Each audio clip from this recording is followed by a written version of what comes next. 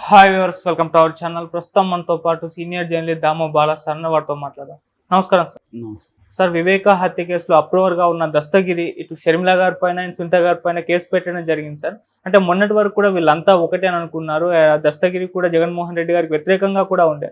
ఇప్పుడు సడన్ గా చూస్తే వీళ్ళిద్దరిపైన కేసు పెట్టాడు. అసలు ఏం కేసు పెట్టాడు, ఎందుకు సార్, అసలు ఏం జరిగింది? దస్తగిరి ఈ మధ్య అతను ఒక రాజకీయ నాయకుడు అయిపోయాడు. ఎందుకంటే ఎలక్షన్లో జగన్కి పోటీగా పులివెందుల నుంచి పోటీ చేస్తున్నాడు.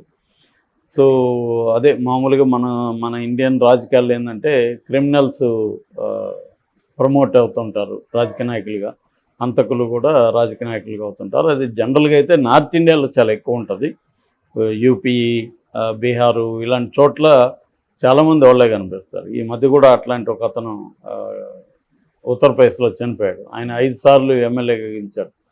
సో అలాంటివి ఎక్కువ నార్త్లో ఉంటుంది, మనకి సౌత్లో కొంత తక్కువ ఆ రకంగా తీసుకున్నప్పుడు. కానీ ఈ మధ్య సౌత్లో కూడా ఇలాంటి వాళ్ళని ప్రోత్సహిస్తున్నారు. యాక్చువల్గా అది నిజానికి జేబీఎం పార్టీ అతను చేయకూడదు. నిజానికి అతను దళితుల కోసం నేను పార్టీ పెట్టానని చెప్పి అతనే హంతకుడని ఒప్పుకున్నాడు. అట్లాంటి అతను తీసుకొచ్చి రాజకీయాల్లోకి తీసుకురావడం అనేది ఘోరం విషయం.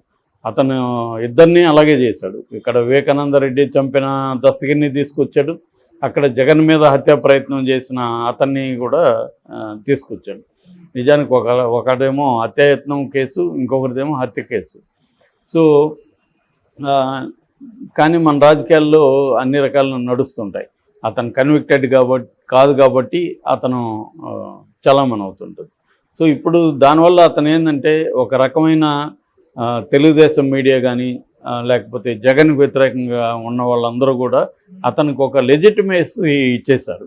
అతను అంత కూడా చూడడం మానేసి ఇతని వల్ల జగన్కి నష్టం కాబట్టి ఇతన్ని మనం హైలైట్ చేద్దాం అన్న ఉద్దేశంతో అతన్ని సార్ అంటూ గంటలు అతనితో ఇంటర్వ్యూలు చేయడం, అతను తానేదో గొప్ప హిమాలయాలు ఎక్కువచ్చినట్టుగా అతను గొప్ప ఘనకార్యం చేసినట్టుగా మొత్తం ఎట్లా వెళ్ళాము, ఎట్లా చంపాము, ఎవరు ఫస్ట్ గుండెల మీద కూర్చున్నారు, తర్వాత నేను ఎలాగా ఫస్ట్ చేయి మీద గొడ్డలు వేసి నరికాను, ఇదంతా అతను ఒక థ్రిల్లర్ సినిమా, క్రైమ్ థ్రిల్లర్ చెప్పినట్టుగా చెప్తున్నాడు. సో ఇదే విచిత్రమైన విషయం. ఎందుకంటే రాజకీయాలకి వచ్చేసరికి ఏ రకమైన వాల్యూ సిస్టమ్ అనేది ఎవడూ ఫాలో కాదు. వైసీపీ అయినా ఫాలో కాలేదు ఈ విషయంలో, ఇటు తెలుగుదేశం కూటమి కూడా ఫాలో కాలేదు. పౌరొక్కల నాయకుల్లాగా అయిపోయాడు అతను. సో ఇదొక ఐరనీ మన ఇండియన్ డెమోక్రసీలో. సో అతను ఇప్పుడు విచిత్రంగా ఏంటంటే ఈ మధ్య విచిత్రమైన కేసులు కూడా పెడుతున్నారు వాళ్ళు. అదేంటంటే ఆ మధ్య సునీత మీద కూడా అతను కేసు పెట్టాడు. ఇప్పుడు నిజానికి సునీత ఇతని మీద కేసు పెడితే ఇతని మీద కేసు తీసేయాలని సునీత కొట్లాడింది. ఆ మధ్య వెళ్ళి ఎస్పీకి సునీత అండ్ వాళ్ళ హస్బెండ్ నర్రెడ్డి రాజశేఖర రెడ్డి ఇద్దరు కలిసి మెమోరాండం కూడా ఇచ్చారు ఇతని మీద కేసులు తీసామని. విచిత్రంగా ఇప్పుడు సునీత మీద కేసు పెడుతున్నాడు. సో సునీత షర్మిల మీద ఇతను పెట్టాడు. దీనికి కారణం ఏంటంటే ఈ మధ్య సునీత రంగంలోకి దిగి జగన్ని ఓడించానని పిలిపిస్తుంది. మా నాన్నని చంపించిన వాళ్ళకి జగన్ టికెట్లు ఇచ్చాడు, షెల్టర్ ఇస్తున్నాడు, కాపాడుతున్నాడు, కాబట్టి జగన్ని పొలిటికల్గా ఓడించండి అని ఆమె పిలిపిస్తుంది. మరి ఇక్కడ అసలు ఆమె అలా చెప్పచ్చా? కోర్టులో కేసు ఉన్నప్పుడు ఒక పక్క కోర్టుల్లో పోరాడుతుంది, ఇంకొక పక్క వీళ్ళే చంపారని ఎట్లా డిక్లేర్ చేస్తుంది? అదే ఆరోపణ వరకే కదా. నేను ఆరోపిస్తున్నాను, దీన్ని కోర్టులు తేల్చాలనేది ఆమె మాట్లాడాలి. అట్లా మాట్లాడట్లేదు ఆమె, వీళ్ళే చంపారని చెప్తుంది.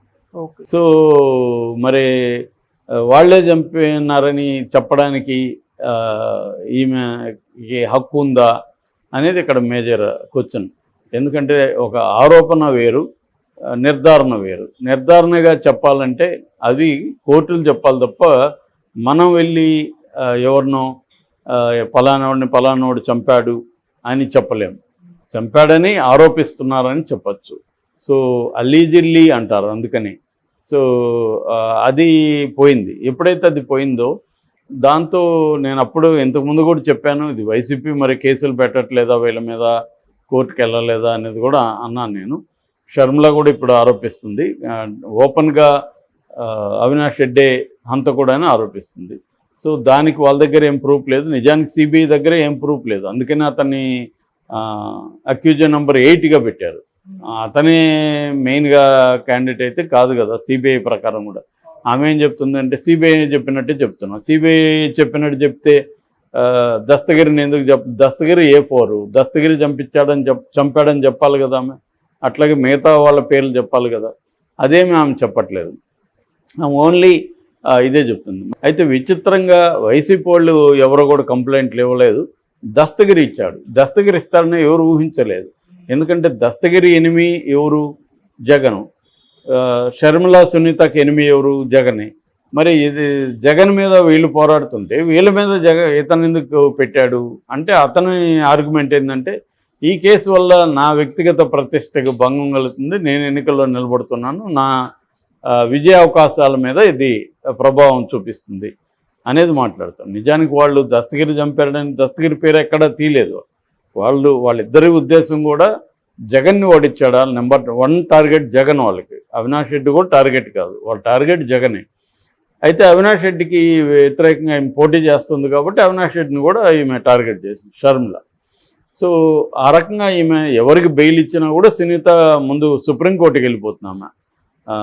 అదే చాలాసార్లు అనుకున్నాం కూడా, సుప్రీంకోర్టు ఇంత ఈజీనా సుప్రీంకోర్టుకి వెళ్ళడం అనిపిస్తుంది. మనలాంటి వాళ్ళు సుప్రీంకోర్టుకి వెళ్ళాలంటే మినిమం కొన్ని లక్షలు లేనిది వెళ్ళలేరు. ఒక అపీరెన్స్కి అక్కడ మినిమం అంటే 10 lakhs 15 lakhs తీసుకునే అడ్వకేట్స్ బోల్డ్ మంది ఉన్నారు. సో అట్లాంటిది ఆమె టాప్ లాయర్ అయిన మన సిద్ధార్థ లోద్రా ఆమె అడ్వకేటు. ఆమె సిద్ధార్థ లోద్రాని పెట్టుకుందంటే ఆయన ఒక అపీరెన్స్కే 50 లక్షల నుంచి ₹1 కోటి పైన తీసుకుంటాడని చెప్తారు. మరి ఈమెకి ఎంత డబ్బులు ఎక్కడి నుంచి వస్తాయనేది కూడా అనేక మంది ప్రశ్నిస్తున్నారు. సో దీని వెనక తెలుగుదేశం ఉందనేది కూడా అంటున్నారు.